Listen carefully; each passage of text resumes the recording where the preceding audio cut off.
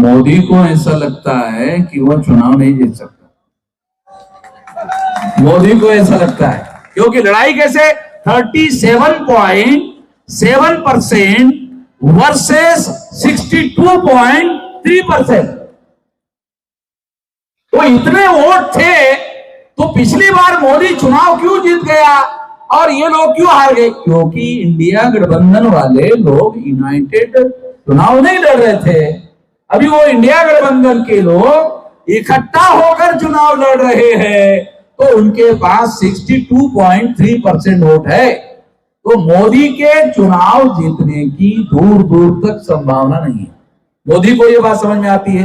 Media वाले ये आंकड़े बता नहीं रहे हैं। चुनाव आयोग के साइट पर जाने के आधार पर बता रहा हूं आप लोगों को। ये हमारे पास डाटा है। ये डाटा मैं आपको समझा रहा हूं कि मोदी के चुनाव जीतने की संभावना नहीं है।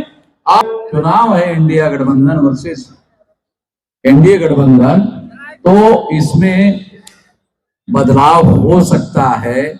इस बदलाव को रोकने का काम ईवीएम के द्वारा हो सकता है। इस बदलाव को रोकने का काम ईवीएम के द्वारा हो सकता है। अगर चुनाव आयोग और शासक वर्ग ने ऐसा करने का काम किया तो मैं शासक वर्ग को चेतावनी देता हूं, हिंसा होगी।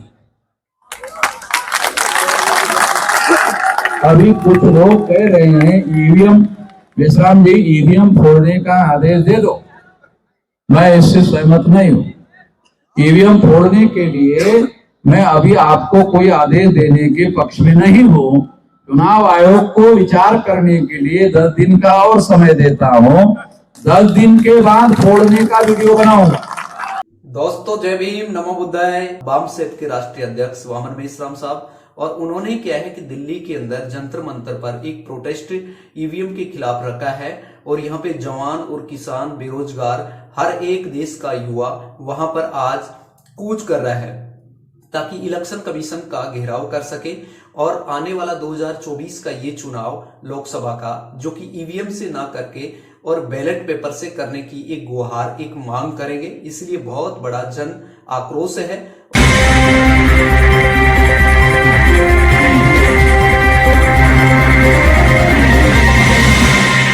जल्दबाजी में कोई बड़े फैसले थोड़ी होते हैं, जल्दबाजी में फैसले नहीं होते हैं। कोई भी लड़ाई तैयारी करने के आधार पर जीती जाती है। मैंने 18 साल कुछ महीने की मेरी उम्र थी, तब से लगा हुआ हूं और अभी मेरी उम्र 67 साल की है। तो ये इतना बड़ा जो सारे देश भर में अब आंदोलन, जन आंदोलन की दिशा में आगे बढ़ रहा है, ये इतना लंबे देर से तैयारी करने की वजह से है। आप लोगों को लगता है 8 साल अरे बहुत लंबा है। हमारे लोगों को ऐसा लगा 8 साल बहुत लंबा है। ये जो नौजवान लोग हैं 8 साल में तो ये लोग हुक्मरान बनने के लिए परिपक्व हो जाएंगे, तैयार हो जाएंगे। इसलिए ये तैयार हो जाएंगे तो जरूरी थोड़ी है कि वामन मेश्राम को ही हुक्मरान बनना चाहिए। आप में से भी कोई आदमी हुक्मरान बने, क्यों नहीं बनना चाहिए? इसके लिए समाज को तैयार कर रहे हैं, इसलिए ये काम चल रहा है, कारवां चल रहा है। हम लोग अपने लिए नहीं लड़ रहे हैं, हमारे कौम के लिए लड़ रहे हैं, इंडिविजुअल के लिए नहीं लड़ रहे हैं। ये बात साथियों हम लोगों को ध्यान देना बहुत ज्यादा जरूरी है। साथियों देखो, एक बात और मैं आपको बताना चाहता हूं, वो ये है कि आज से 2010 में जब ये मामला मैंने खड़ा किया था, तब कोई जानता नहीं था, बल्कि मेरे ही कार्यकर्ता मुझे ये कहते थे, काम का ये तो आदमी को यार अकलमंद मानते थे।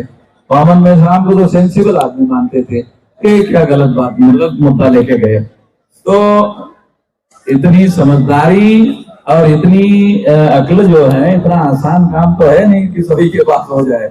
हाँ, अगर सभी के पास हो जाए तो फिर वामन मेश्राम राष्ट्रीय अध्यक्ष कैसे बनेगा? वामन मेश्राम राष्ट्रीय अध्यक्ष नहीं बनेगा ना। तो फिर उसके लिए ये समझदारी होना बहुत जरूरी है ये जानकारी होना बहुत जरूरी है। तो मैं आपको आखिरी बात कहकर अपनी बात समाप्त करना चाहता हूं साथियों, कि आज से 2010 को ये मामला जब हमने खड़ा किया, तो ये मामला खड़ा करने के बाद में ये कोई नहीं जानता था। आज ये मामला राष्ट्रीय इशू हो गया है, नेशनल इशू हो गया है। नेशनल इशू हो गया, इसका मतलब है अब ये मामला हल होने की दिशा में नेशनल एजेंडे पर आ गया है। और पवार साहब इंडिया गठबंधन के बड़े नेता है, वो इस बात को मान गए। इसका मतलब इंडिया गठबंधन में भी मामला अंदर पहुंच गया है। और इसलिए मैं एक बात, आखिरी बात कहकर आपको कुछ आंकड़े हैं बहुत चौंकाने वाले, आपको बताना चाहता हूं। क्या आप में से कितने लोगों को ये पता है? अरे भाई, आप मट्टी के ढेले हो जो पानी से भरभरा जाओगे। अरे मट्टी के ढेले हैं जो पानी गिरने से भरभरा जाओगे। मैं भी तो इधर ही हूं। अभी मट्टी के ढेले नहीं हो, अभी क्या होगा, ज्यादा क्या होगा, कपड़े गीले होंगे ना। तो शरीर में गर्मी है, ज्यादा कपड़े गीले होंगे। तो आखिरी बात आपको बताना चाहता हूं, देखो 2019 के चुनाव में मोदी को वोट परसेंटेज पड़ा 37.7%। मोदी को कितना परसेंटेज वोट था? 37.7%। और इंडिया गठबंधन अभी जो बना, उनके पास कितना परसेंटेज वोट है? 62.3%। अरे कुछ समझ में आ रहा? तो मोदी को ऐसा लगता है कि वो चुनाव नहीं जीत सकता। मोदी को ऐसा लगता है, क्योंकि लड़ाई कैसे 37.7% वर्सेस 62.3%। तो इतने वोट थे, तो पिछली बार मोदी चुनाव क्यों जीत गया और ये लोग क्यों हार गए? क्योंकि इंडिया गठबंधन वाले लोग यूनाइटेड चुनाव नहीं लड़ रहे थे। अभी वो इंडिया गठबंधन के लोग इकट्ठा होकर चुनाव लड़ रहे हैं, तो उनके पास 62.3% वोट है। तो मोदी के चुनाव जीतने की दूर दूर तक संभावना नहीं है। मोदी को ये बात समझ में आती है। मीडिया वाले ये आंकड़े बता नहीं रहे हैं, चुनाव आयोग के साइट पर जाने के आधार पर बता रहा हूं आप लोगों को। ये हमारे पास डाटा है, ये डाटा मैं आपको समझा रहा हूं कि मोदी के चुनाव जीतने की संभावना नहीं है। और इंडिया गठबंधन के पास 62.3% वोट है, मोदी के पास 37.7% वोट। और 10 साल का सरकार चलाने के बाद कुछ लोग उसके समर्थक विरोध में भी हो गए, कुछ विरोध में भी हो गए हैं।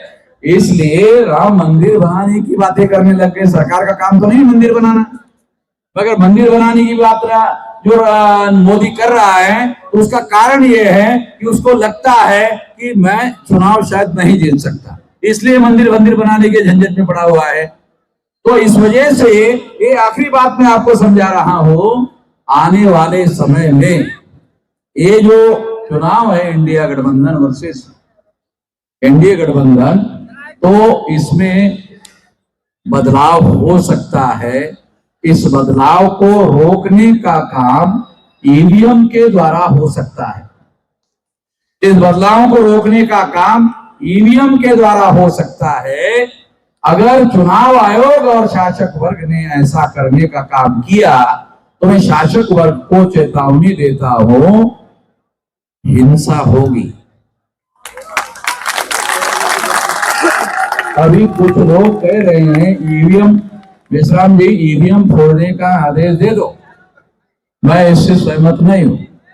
ईवीएम फोड़ने के लिए मैं अभी आपको कोई आदेश देने के पक्ष में नहीं हूं। चुनाव आयोग को विचार करने के लिए 10 दिन का और समय देता हूं। 10 दिन के बाद फोड़ने का वीडियो बनाऊंगा।